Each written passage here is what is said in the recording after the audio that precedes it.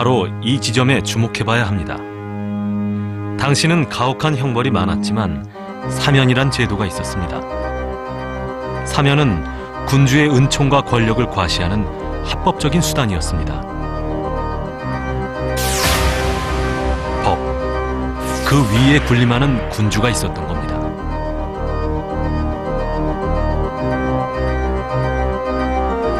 What Beccaria objected to and what others objected to was exactly that. They objected to a system in which there is harsh punishments are constantly threatened but rarely carried out. He said it's much more effective to have mild punishments which are certain to be applied rather than severe punishments which are rarely applied. They wanted offenders to know that no matter what, punishment would await them, that there was no hope in appealing to the king for a pardon. 사형제를 찬성하는 칸트도, 사형제에 반대하는 베카리아도 법 위에 군림하는 군주를 반대했습니다. 다만 거부하는 방식이 서로 달랐던 겁니다.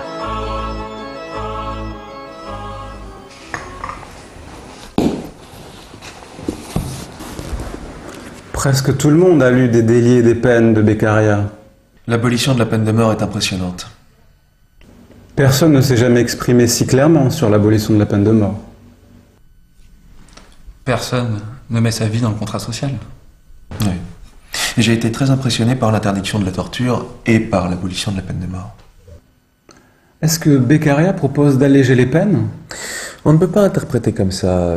Ce qu'il propose, c'est qu'on établisse une loi et que cette loi soit la même pour tous. D'accord, mais comment allons-nous juger les crimes? Il demande que la peine corresponde à la gravité du crime.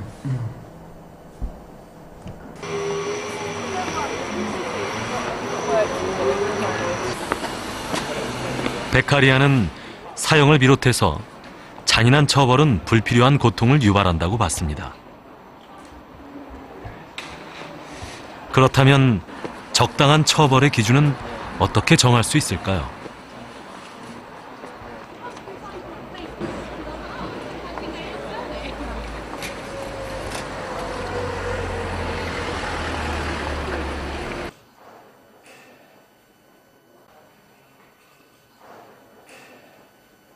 베카리아의 영향을 받은 제러미 벤담은 고통과 쾌락을 기준으로 범죄와 처벌의 균형을 맞춰야 한다고 주장했습니다.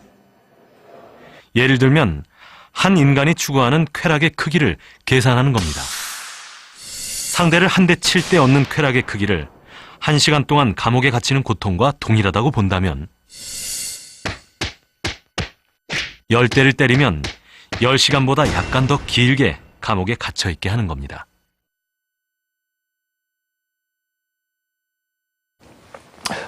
Bentham devised a system of punishment.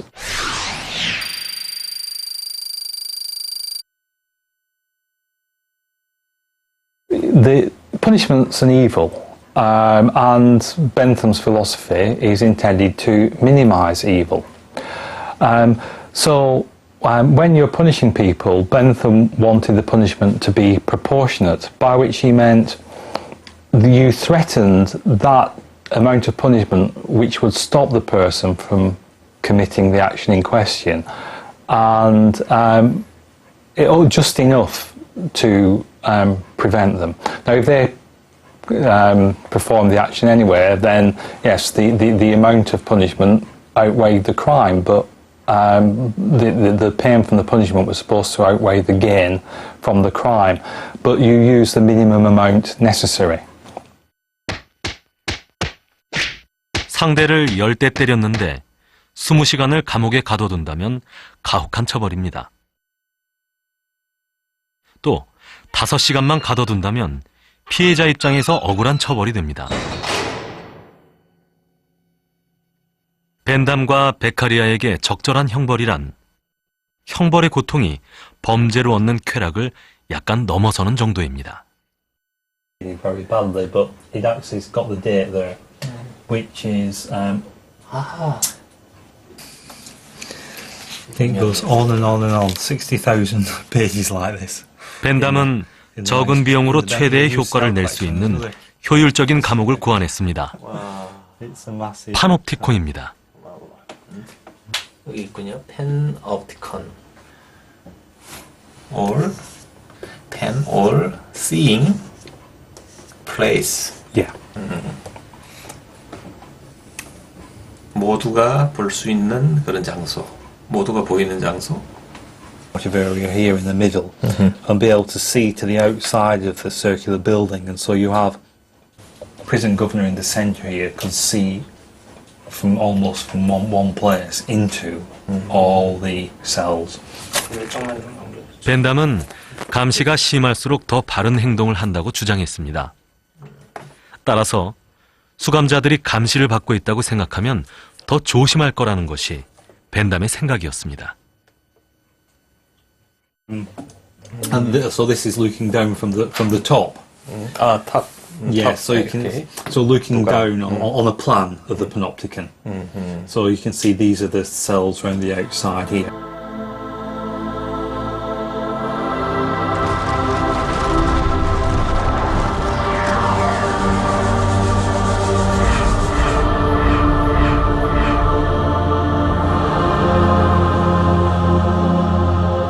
벤담의 파놉티콘은 단순한 건물이 아닙니다. 공리주의적 시각으로 고안해낸 하나의 시스템입니다. 당시 파놉티콘은 상당히 혁신적인 개념이었습니다.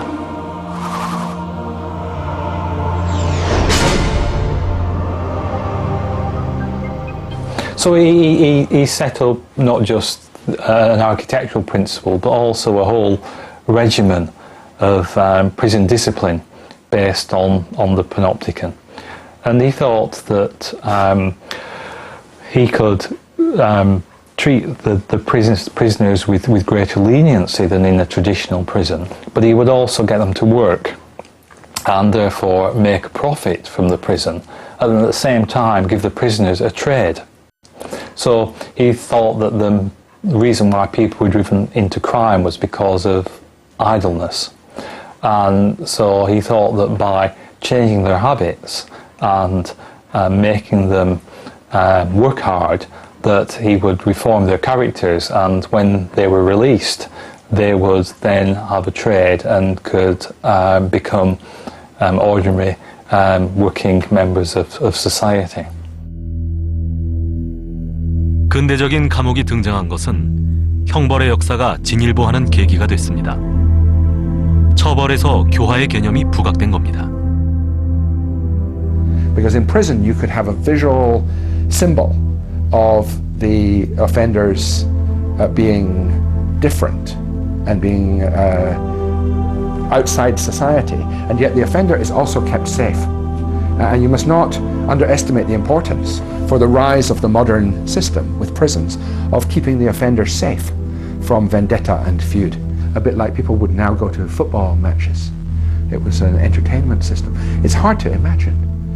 And it's really a great story we can tell about the success of modern justice, that it replaced that.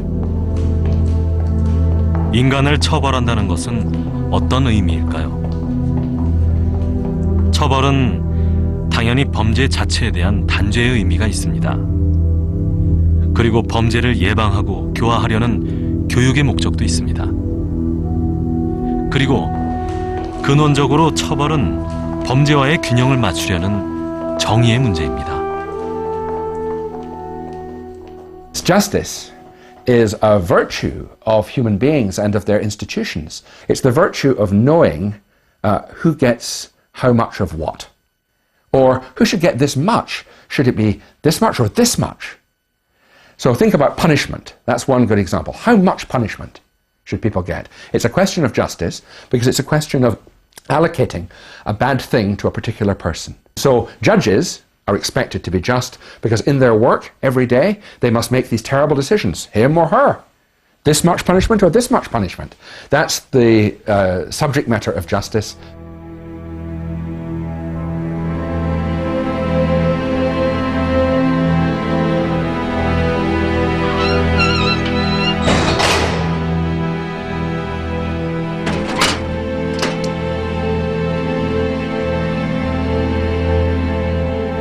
처벌은 정의의 문제입니다.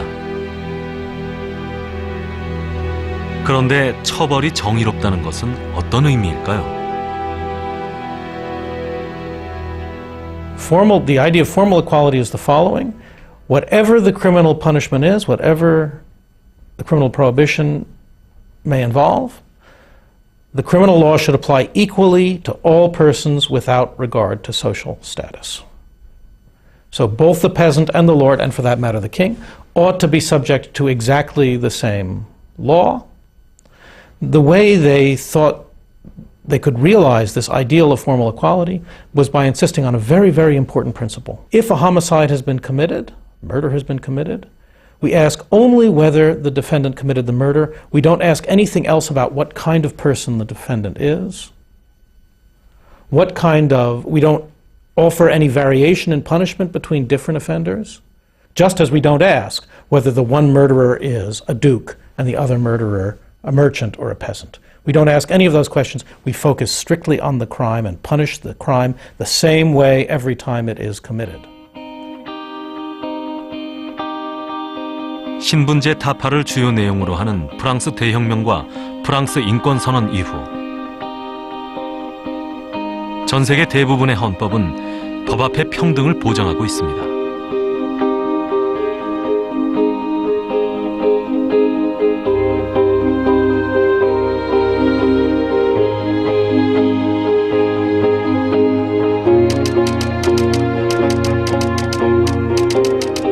모든 국민은 법 앞에 평등하다.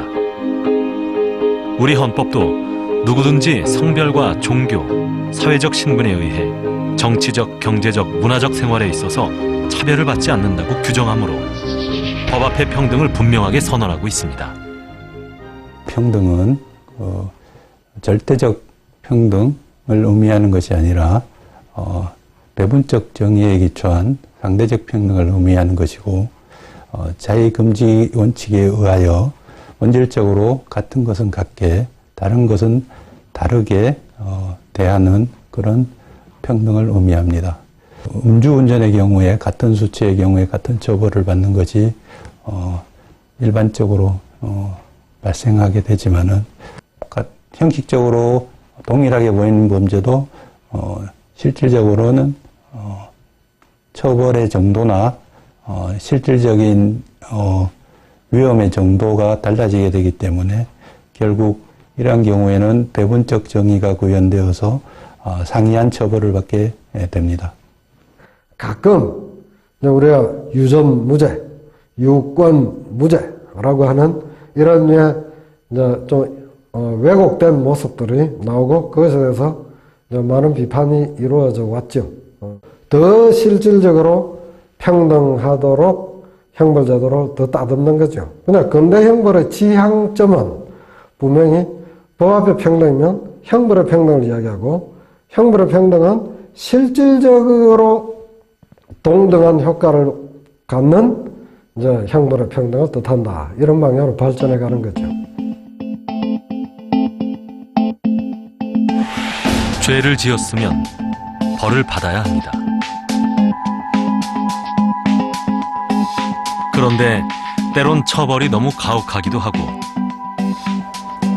또 때로는 피해자가 억울할 정도로 처벌이 가볍기도 합니다. 범죄와 처벌의 균형점을 찾는 일은 쉽지 않습니다. 법의 내용은 누구에게나 평등하고 법의 적용은 누구에게나 공평해야 합니다.